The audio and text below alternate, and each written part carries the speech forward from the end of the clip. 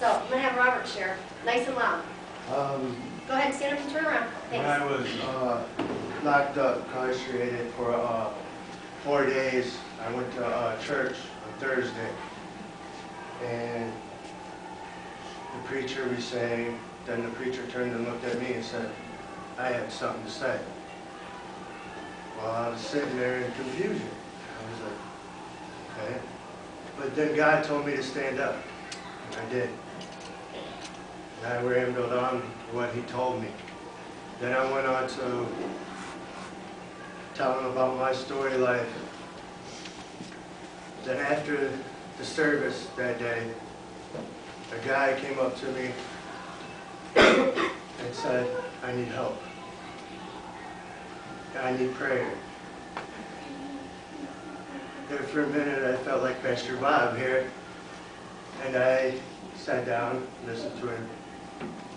Afterwards, we prayed for a good hour, maybe 2. Then I went back to my dorm, preached some more, helped some other people out while I was locked up. That same young man came up to me again and said, I want you to help me through everything, read everything that I'm telling the judge. And then I did. I read everything.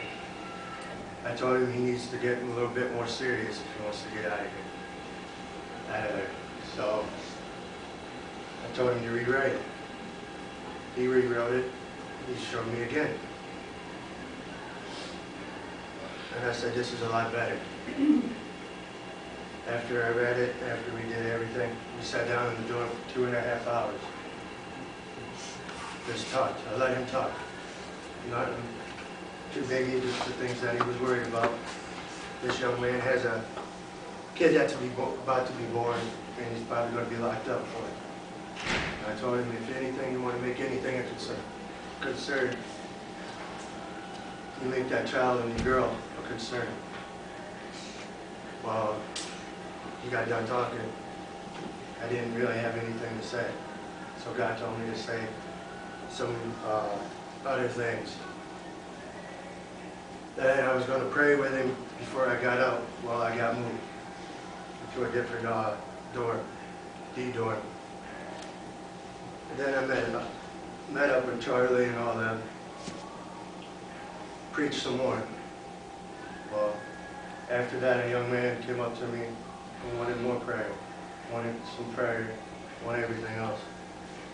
So I prayed. We chit-chat for 2.5 hours. Well, after that next day, I prayed with that same young man, and that's the day that I got released. And after that, he said, you know what, I should start going to church. I was like, I can't make you go, but you can make yourself go. Then going back to that service on Thursday, a young man had a drug problem. I told him,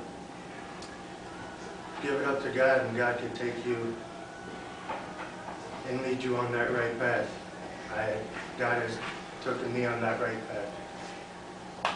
But he was afraid to. He was afraid to even go to even step a foot into church. I told him, you know, God can do a lot of things, but God cannot make you do what you don't want to do. But he was like, then why am I so afraid? I was like, I don't know, I can't do that. But after he said all that, I said what I had to say. I turned back after I left. I went back to my dorm. I didn't know what else to say to it. And even still today, even when I am released, I still end up praying for that same young man and the young man that's got the kid on the way. There still is pity, as I want to put it, for these 2 young men, especially for the young man that had a drug problem, I feel sorry for him, I really do. And the young man that's got a kid on the way that he probably won't be there for the first 6 months of his life. And I told the young man that's got a child on the way, I was like, I made the same screw up that you did. I was in and out of jail the first year of my kid's life. Don't make the same screw up that I did. And I still pray. And toward the end of service, I would like to pray for those two young men. I went home that same exact day after I got my hair cut. I hung out with some friends and stuff, but after that same exact night, I cried. I feel sorry for these two.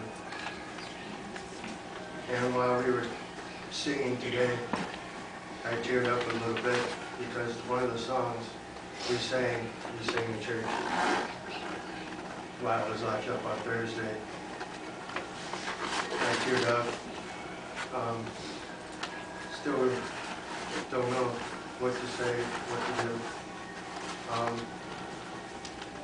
Somebody in this church, actually in here somewhere, told me that God was telling me that I should be a preacher. I turned and looked at her and I said, don't tell me that. Don't tell me that. Then I had another young lady that's in here tell me the same thing. And I turned and looked at her and I said, don't tell me that. It's not that bad. Run away! Run away! Save yourself. You can run, but he's still going to find you. But in the whole moral, I felt good for what I did and what I said while I was locked up.